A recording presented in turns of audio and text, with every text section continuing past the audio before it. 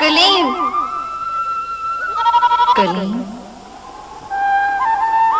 कलीम, कलीम, कलीम, कलीम, कलीम।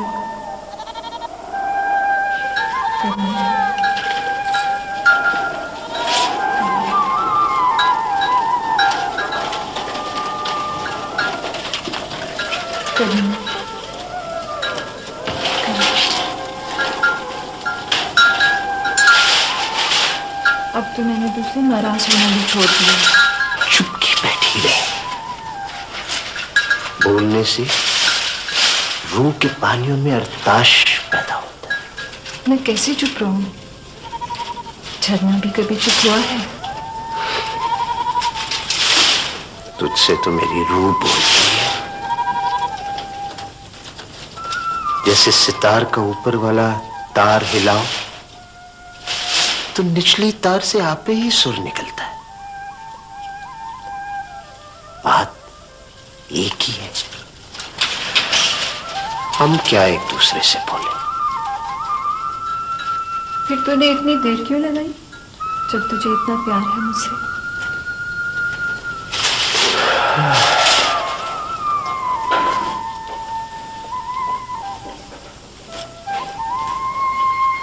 रास्ता भूल जाता हूं मैं बस, और क्या। हमेशा रास्ता भूल जाता है तुझे। जेब में दान डाल कर जाया कर, सारे रास्ते दान गिराता जाया कर। वापसी पे रास्ता खुद ही मिल जाएगा। और अगर तेरा ध्यान चिड़ियों ने चुक लिया तो फिर ये गुलाजान और शुद्धम क्यों नहीं आए मेरे पास?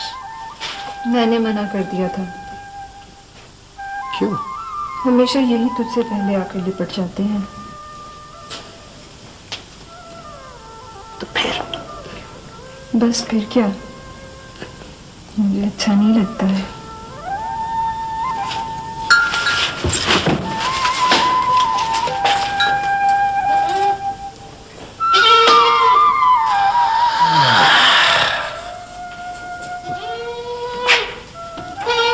शहर में ऐसी बात सुनता हूं तो गुस्सा आता है,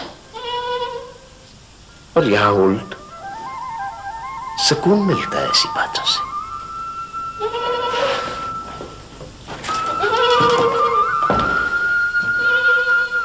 तुम मेरे पास बाहर क्यों नहीं आई गुलाजान? इसलिए कि माँ कहती थी। क्या कहती थी? हरदम स्वाद में रहा कर बात।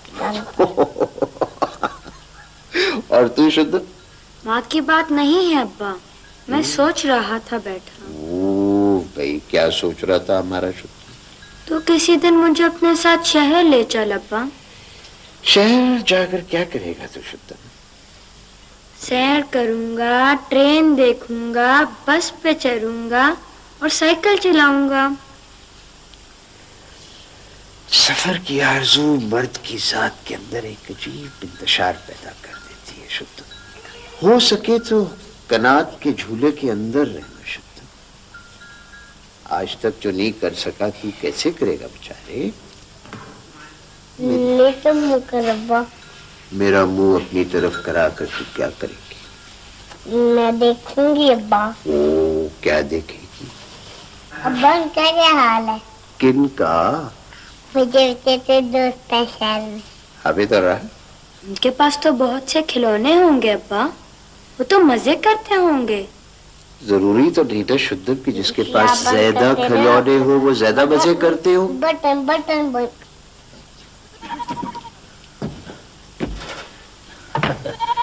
आ गया तू शहर से कलीम? जी बाबा। शुद्धम, जा जरा देख, बकरियां उतराई की तरफ जा रही हैं। ध्यान कर बाहर निकल कर। मर्द अंदर रह जाए तो कौन करेगा कारोबार दुनिया का? इसको भी तो कहा कर बाबा, ये मजे करती है सारा दिन। मुझे तो कुत्ता सा डर लगता है, जब ये खोलकर भागता है जहाँ निकल जाते हैं। बहाना बहाना, साफ बहाना, और क्या। गुलाजान, दूध ले जा बाग के लिए। आजा बाकी चल। ओए, उफ, के। फिर तूने बात की डॉक्टर से? की थी बाबा, लेकिन वो कहते हैं मरीज देखे बगैर मैं इलाज किस तरह कर सकता। कुछ करने को जी नहीं चाहता। बकरियां चराने जाता हूं तो सोचता हूं ये सब क्या है। मैं क्यों बकरियां चराता रहूं सुबह शाम? पत्थरों पर बैठे बैठे मुझे अजीब से रंग नजर आते हैं झाड़ियों में से। रोशनी के तख्ते, चलती बुझती बत्तियां, रोशन मशले, तिरछे टेढ़े सतून शोलों के। मैं तुझे ऐनक लगवा दूंगा बाबा। तेरे लिए ये जगह कैसी है बेटा?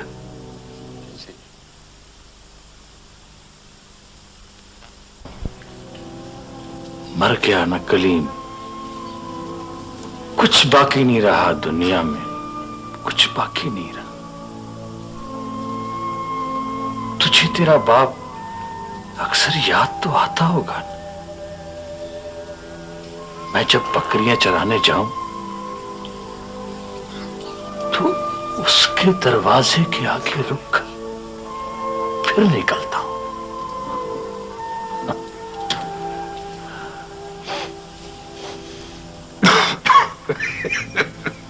ये रबड़ किसने जलाया है?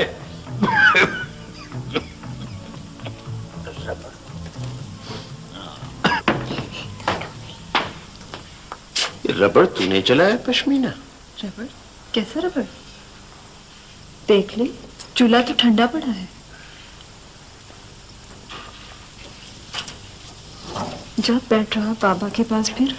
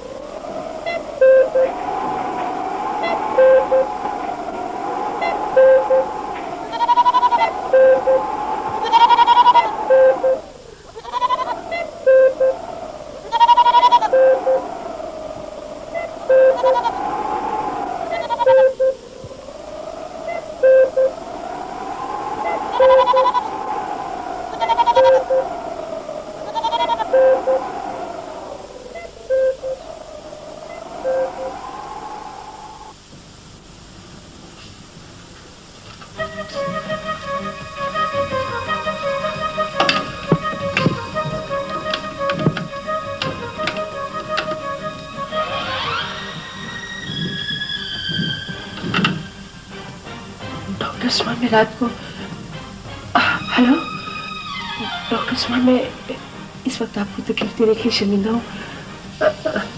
आप सुबह को जितनी जल्दी भी हो सके मुझे मिलकर जाइए। जी जी जरूरी है डॉक्टर साहब, वरना मैं आपको तकलीफ क्यों देती। जी जी।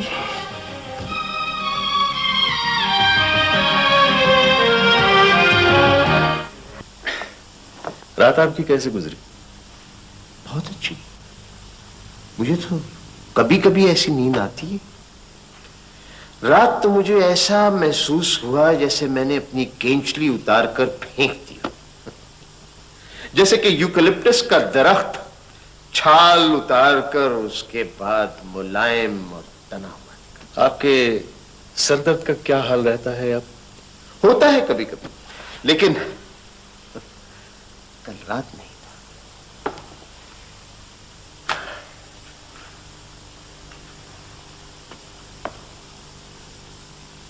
डॉक्टर उस्मान, मुश्किल ये है कि आलिया एक पढ़ी लिखी औरत है। उसको इस बात पर कनात नहीं है कि मेरा बदन, मेरा मकान, मेरी तनख्वाह, मेरी इंश्योरेंस, ये सारी मादी चीजें उसकी हों। वो चाहती है कि मेरी रूह, मेरी मौत, मेरा वक्त, मेरे ख्यालात, मेरी सोच, इन पर वो हुक्मरानी करना चाहती है। आप आलिया की मोहब्बत को बड़ी सख्ती से जांच रहे हैं। डॉक्टर उस्मान, मैं बीमार नहीं हूं, मैं बीमार नहीं हूं, नहीं। लेकिन ये रात को आलिया तो चाहेगी कि मैं बीमार हो जाऊं और सारी जिंदगी उसके रहम और करम पर गुजारूं। वो तो चाहेगी कि मैं अपाज, अंधा, दोनों बाजू कटवा कर उसके सामने बेबस रहूं और वो मेरी लाठी बने और मैं सारी जिंदगी उसके ऊपर टेक लगाकर बसर करता रहा। But doctor Usman, I am not sick, I am sick of this life. आपको कभी विजुअल इम्पेयरमेंट की तकलीफ हुई है कोई? क्या? जैसे कमरे में रोशनी नजर आने लगे, रंग नजर आने लगे, जैसे आपके इस कमरे की कार्नस पर वो जो लेला है, वो जो लेला है वो एकदम जानदार होकर उछलता कूदता दिखाई देने लगे, पर्दे छोटे छोटे हो जाएं, कमरे में से अजीब किस्म की खुशबुएं आने लगे। ऐसी सेंसेशंस कोई? देखिए प्लीज आप मेरी बात को समझने की कोशिश कीजिए। I want to help you. तो साहब, मुझे कुछ कागजात अपनी स्टडी में देखने, आप मेरे जिम्मन में कोई तरफ ना कीजिए। Thank you.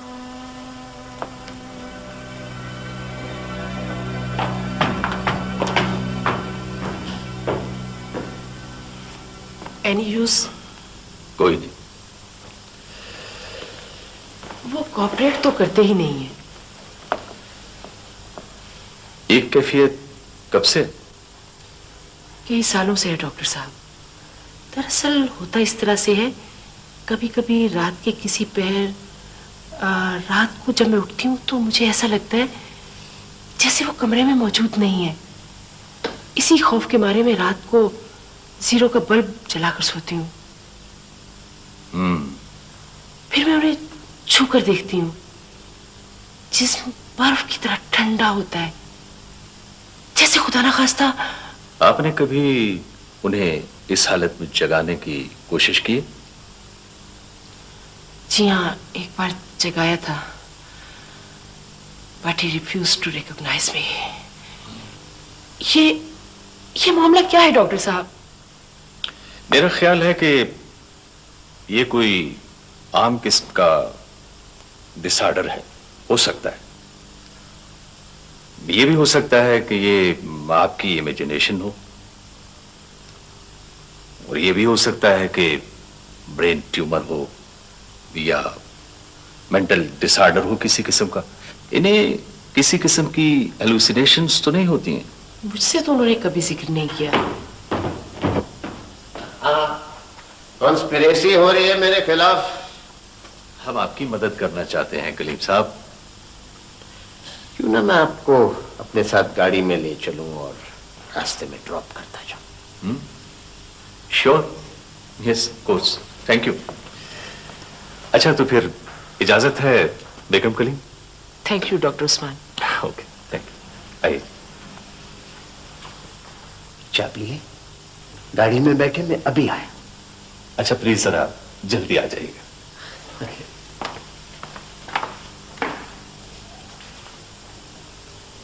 आलिया, कई ऐसी वारदात भी होती हैं जो हवा की तरह नजर तो नहीं आती, लेकिन होती। कैसी वारदात?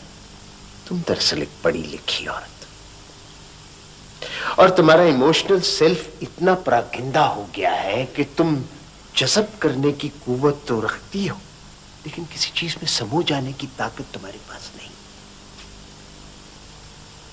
औरत को मर्द की जिंदगी में उतना ही दखल होना चाहिए जितना पकवान में नमक। ज्यादा नमक जहर होता है।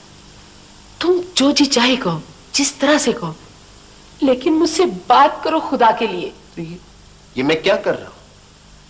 ये तो एक्यूजेशंस है, इल्जामात है।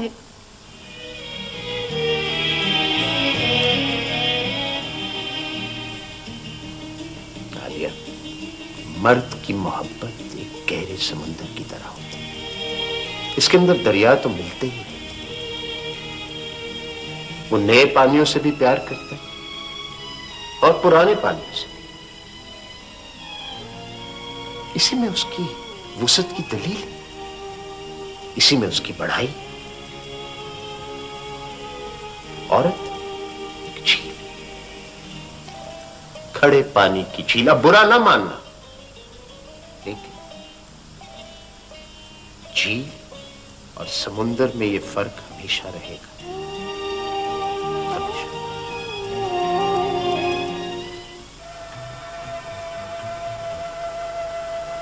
मुझे हरदम आवाजें आती रहती,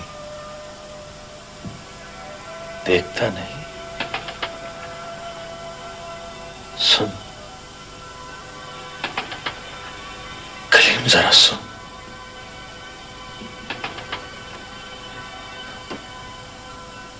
फिर वो आवाज आई,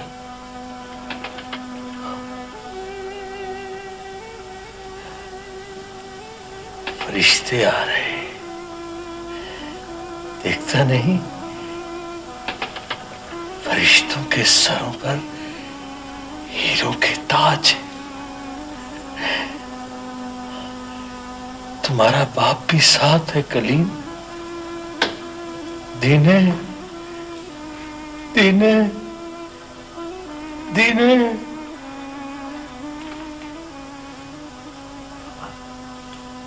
मैं तुझे शहर ले चलता हूं, डॉक्टर को दिखलवा लो। पश्मीना कहती है, बाबा तुझ पे जिन भूत का साया हो गया है। बैठा बैठा हवा से बातें करने लगता। कली, क्या ऐसा नहीं हो सकता कि एक आदमी दो जगह पे रहे एक ही वक्त में? अपने यार दीने के पास भी चला जाऊं और पश्मीना बेटी के पास भी रह जाऊं। काश ऐसा ना हो बाबा। पश्मीना,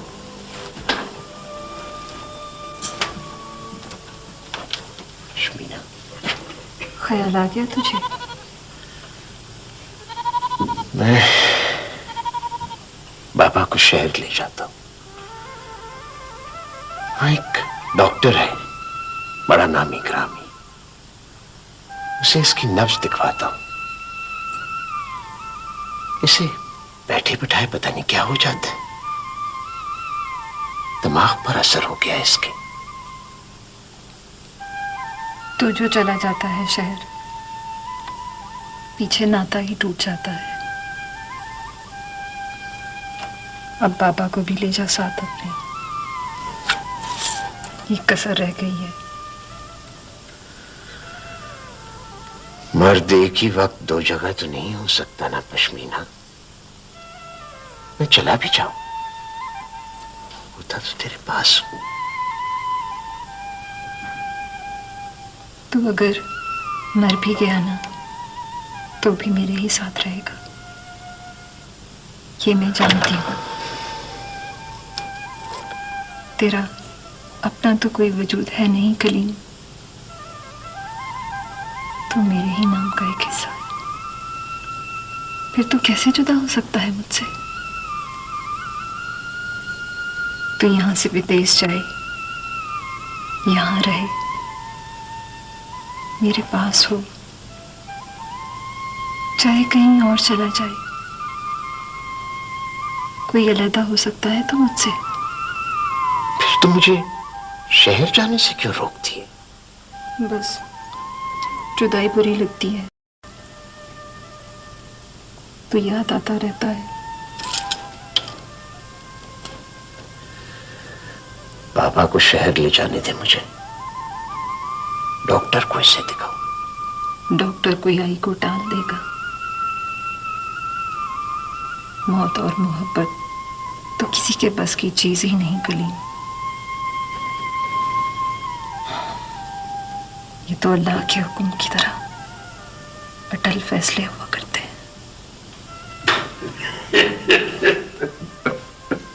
कलीम, कलीम इधर आना। ये रबड़ किसने जला दिया? शुद्धम, खबरदार अगर साइकिल का रबड़ लेकर आया घर।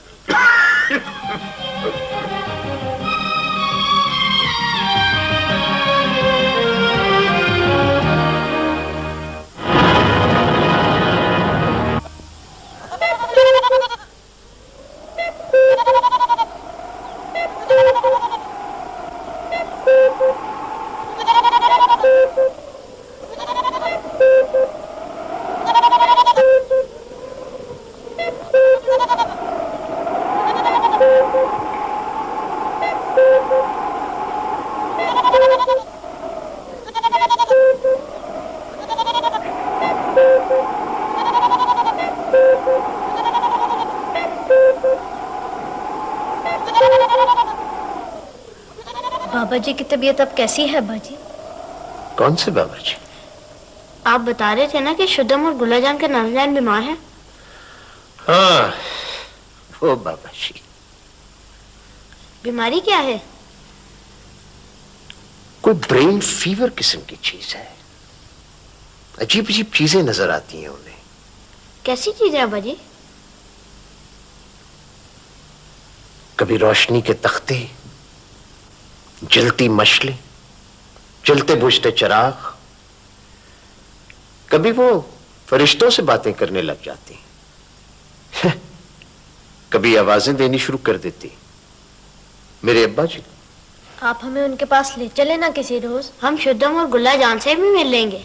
वो हमें पसंद करेंगे ना अब्बा जी? क्यों नहीं पसंद करेंगे बेटे, बच्चे तो हमेशा एक दूसरे को पसंद करते हैं, अगर उनके दरमियान बड़े ना आदम के। वो आपसे बहुत ज्यादा प्यार करते हैं गुलाजान और शुद्धम। हम दोनों से भी ज्यादा। ये मैं कैसे बता सकता हूं बेटे, इसका तो कोई अभी तक पैमाना ही इजाद नहीं हुआ। आप कहाँ जा रहे हैं अब्बा जी टाई शाई पहन के? तुम दोनों खेलो, मैं डॉक्टर उस्मान के पास जा रहा हूं।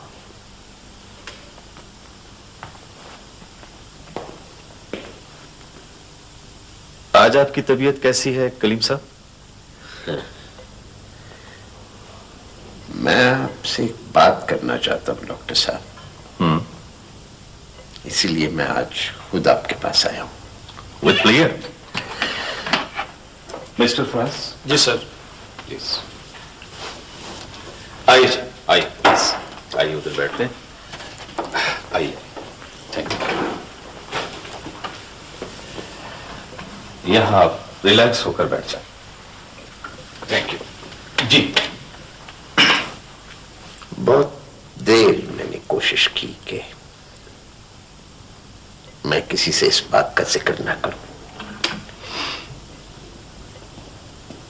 लेकिन मुझे लगता है कि बाबा के फौत हो जाने के बाद मैं यहां रह नहीं सकूंगा, और इतना बड़ा बोझ मैं अपने सीने पर लाद कर जाना नहीं चाहता। फरमाइए प्लीज। मेरी एक बीवी और 2 बच्चे और हैं। ये क्या कह रहे हैं आप? वो यहां नहीं रहती। उनके गांव का मुझे पता नहीं, उनके खानदान का मुझे इल्म नहीं। बस मैं वहां पहुंच जाता हूं, जैसे चूल्हे के अंदर जलती हुई आग का धुआं बहुत दूर तक पहुंच जाता है। आप कैसे पहुंचते हैं वहां?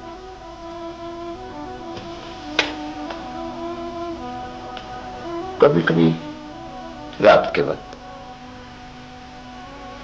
साल बाद, महीने,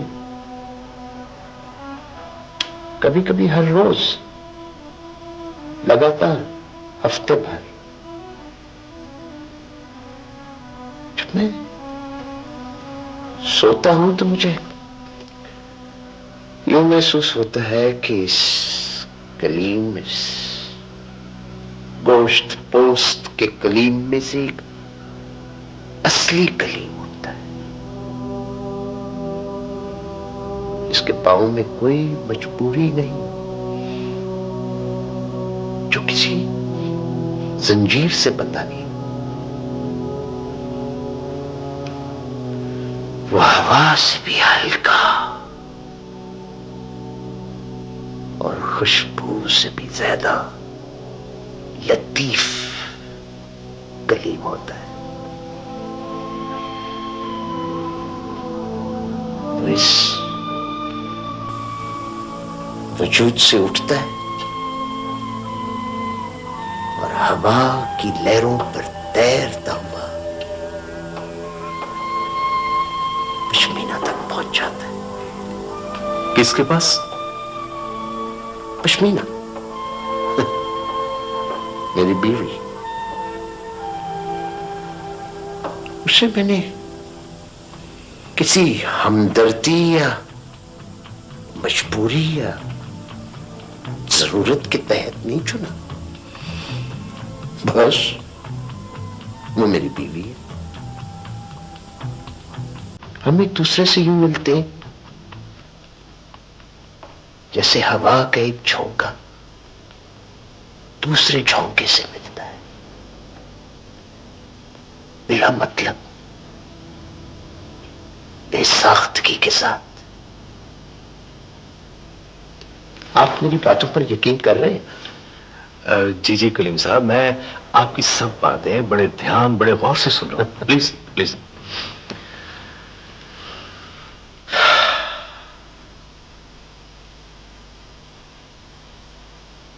लेकिन मुझे लगता है कि अब कोई फैसला हो जाएगा बहुत जल्द। फिर मुझे आलिया पे तरस आता है। डॉक्टर साहब, जी।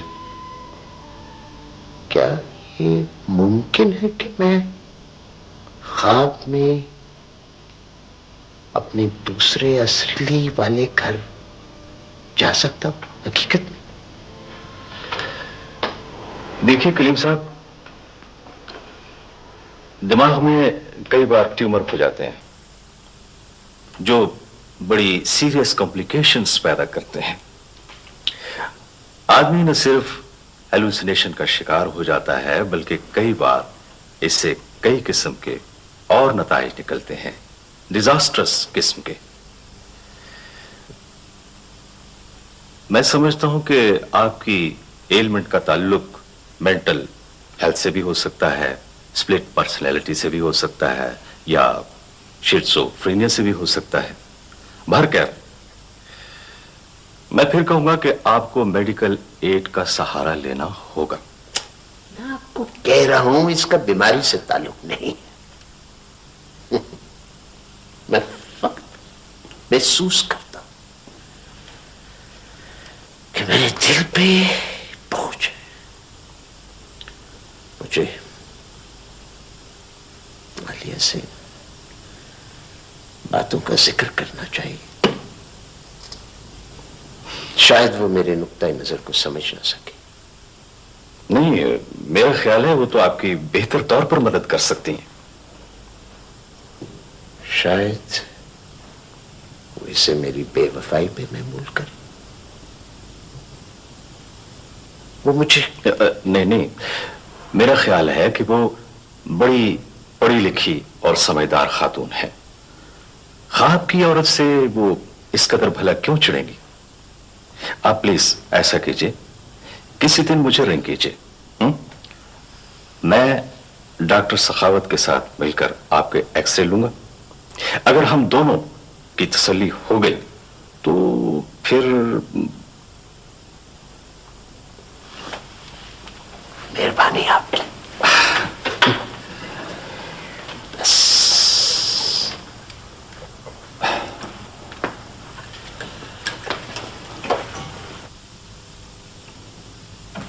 तुम एक वक्त में दो औरतों से कैसे मोहब्बत कर लेते हो?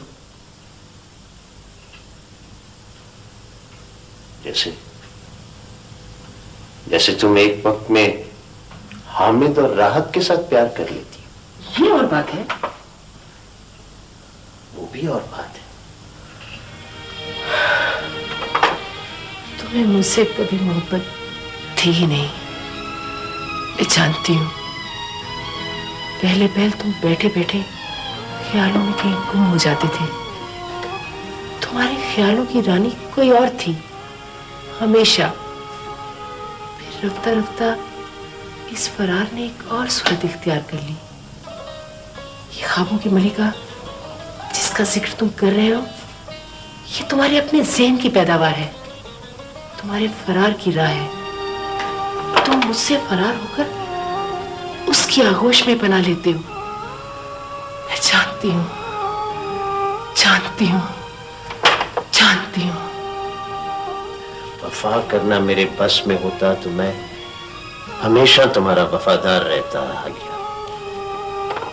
तुम उस ख्याली महबूबा की खातिर एक बसे हुए घर का सुकून तबाह कर रहे हो। मुझे, हामिद को, राहत को अजियत के हवाले कर रहे हो।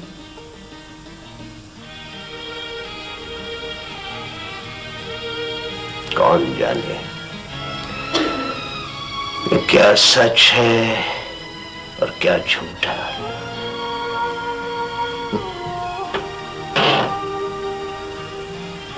कौन जाने कि जब हमारी आंख किसी दूसरे जजीरे या किसी दूसरे सैयारे पर खुले तो ये जिंदगी, ये कुर्राए अर्ज की जिंदगी एक नन्हे और उचटते ख्वाब की तरह बेमानी नजर आए। कौन जाने कि वो असली है और ये ख्वाब, या फिर ये असली है और वो ख्वाब। इसका का तस्फिया करना बहुत मुश्किल है मेरी जान। कलीम, कलीम, तुम इलाज करवा लो, सब ठीक हो जाएगा। खुदा के लिए मेरे साथ अस्पताल चलो। तो मेरी हालत का कोई भी इंटरप्रिटेशन कहो कि ये फरार है, ये बेवफाई की आरजू का मुंजमद होना है, डॉक्टर उस्मान कहे कि ये ब्रेन फीवर है, माहिर कहें कि ये स्प्लिट पर्सनालिटी है, हेलुसिनेशंस है, जो मर्जी कहो, लेकिन मैं बताना अपना ये फर्ज समझता कि जिस सतह पर जिस्म जिंदा रहता है उस सतह पर इंसानी रूह का मुकाम कभी तो होता है और कभी नहीं होता। राहत का क्या बनेगा? हामिद के मुतालिक तुमने क्या सोचा है? मुझे गोली मारो, मैं तो पराई बेटी हूं, लेकिन इनका क्या बनेगा? ये तो तुम्हारी अपनी औलाद है।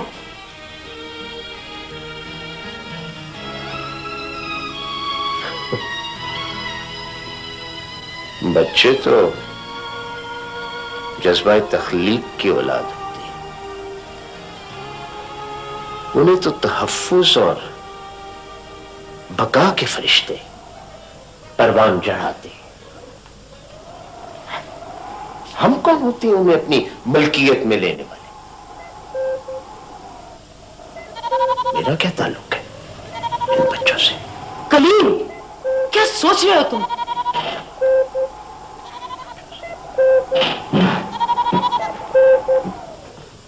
कलीम, मैं आलिया बुला रही हूं तुम्हें। कलीम, कलीम।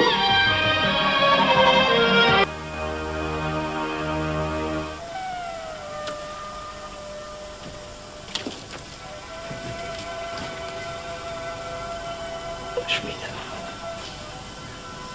तू रो रही? क्या हुआ? अब आया है तू शहर से लौट कर।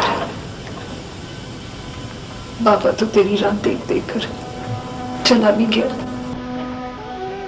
चल लौट जा शहर, छोड़ जा हमें। मत बोल रश्मिना, चुप रहे। तूने बोलना शुरू कर दिया तो फिर मेरे पास कोई ऐसी जगह नहीं रहेगी जहां मैं आराम से जाकर बैठ सकूं, ठंडी हवा से बातें करूं। कलीम, बाबा चला गया हमें छोड़कर। कलीम, मेरा बाबा चला गया, बाबा चला गया मेरा। जाने दे, मत रो, मत कर उसकी राह खोटी। आंसू जंजीर होते, बांध लेते हैं आदमी को। मत बांध मुझे किसी जंजीर के साथ। अब मैं अकेली क्या करूंगी? तू तो अपने शहर चला जाएगा। मैं जानती हूँ तुझे अपने डेरे से शहर अच्छा लगता है, और शहर वाले कहते हैं तू यहां होते हुए भी कहीं और चला जाता है। कलीम, वादा कर, तू अब कहीं नहीं जाएगा। क्या वादा करने को? दूसरे से किया हुआ वादा टूट जाता है, अपने दिल से किया हुआ वादा कभी नहीं टूटता।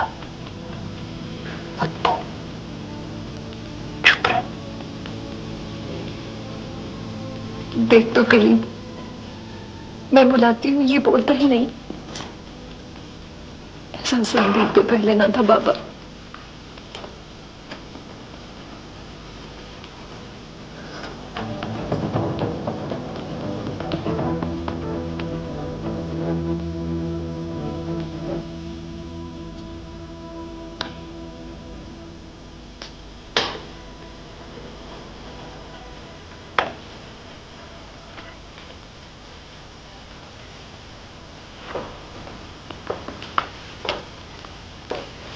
मग में गर्म पानी डाल दूं शेव के लिए? दफ्तर नहीं जाऊंगा आज, बहुत थकान है मुझे। थकान? रात कब्रिस्तान दूर था और गांव के लोग कम।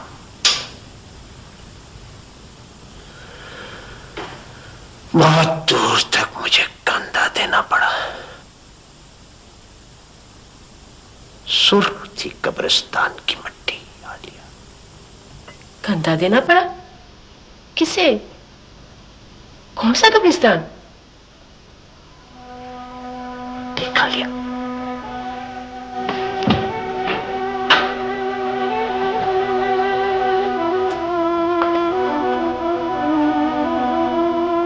देख, मेरे फोटो को देख। मैं झूठ नहीं कहता था। कब्रिस्तान की मिट्टी सुर्ख थी।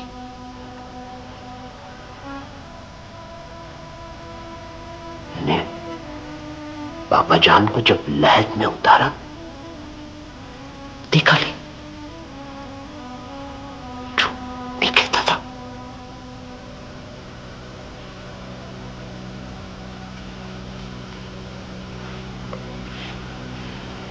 वो मेरा इंतजार करेगी अब।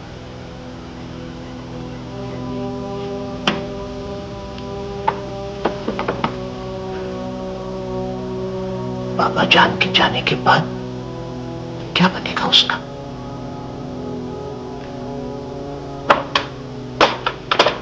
ये कैसी अजीब और गरीब मिट्टी है। कहां से पड़ी आपके जूतों पर?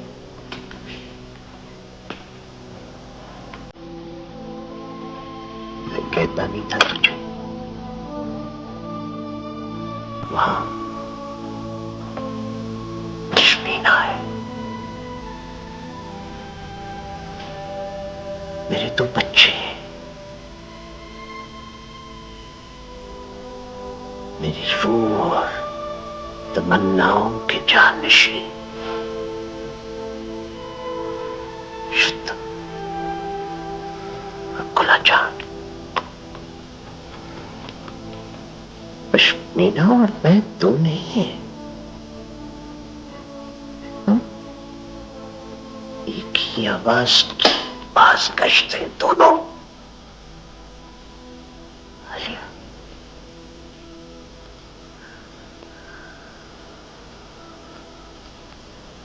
I'm sorry.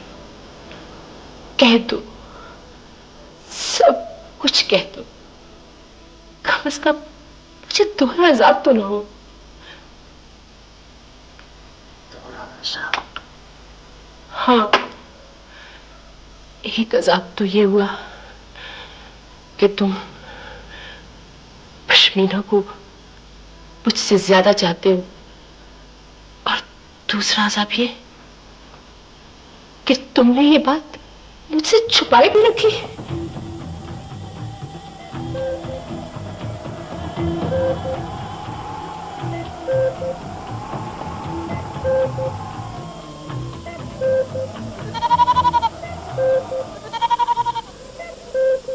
आलिया,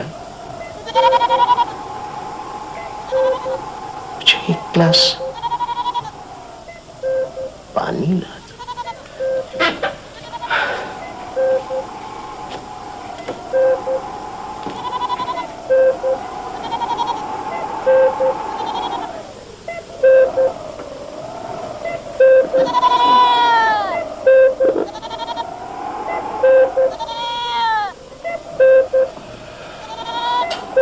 लो कलीम, पानी पी लो।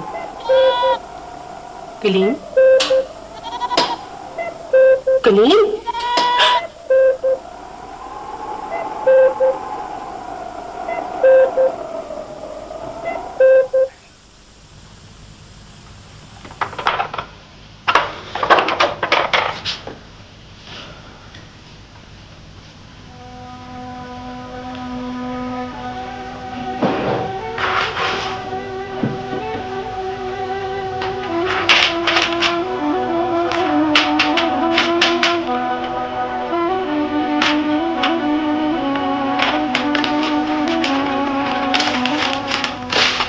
आप इस वक्त तबाहुम परस्ती और ज़ईफुल एतिकादी से काम न लें बेगम कलीम।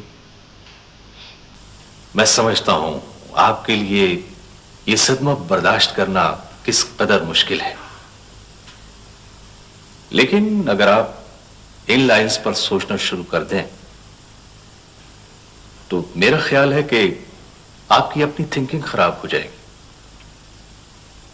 तो फिर मैं क्या सोचूं? आपकी तरह ये तय कर लूं कि उनके दिमाग में कोई ट्यूमर था, या इस बात पर ईमान ले आऊं कि उसने मुझसे फरार हासिल करने के लिए इतने जतन किए कि बिलाखिर वो अंदर ही अंदर सांस रोक कर मर गया। देखिए, उनके मरने का रीजन चाहे कुछ भी हो, लेकिन आप अपने बच्चों को सिर्फ यही बताइए कि उनके अब्बा ब्रेन ट्यूमर के मरीज थे, ताकि कम से कम स्कूल जाकर उन्हें अपने हम जमातों को यह बात बताने में आसानी हो। वैसे मेरी दानिश में तो वो ब्रेन ट्यूमर के मरीज ही थे। शायद आप ठीक कहते हैं, लेकिन सदियों से कुछ ऐसी हैरानकुन बातें, कुछ ऐसे माफूकुल फितरत वाकयात, कुछ ऐसे हैरत अंगेज हादसे होते चले आए हैं कि जिनका कोई जवाब हमारे पास मौजूद नहीं। इंसानी रूह के तजुर्बात भी हवा की तरह होते हैं, ये दिखाए थोड़ी जा सकते हैं। माफ कीजिएगा, आप तो इस वक्त बिल्कुल कलीम साहब के अंदाज में सोचने लगी हैं।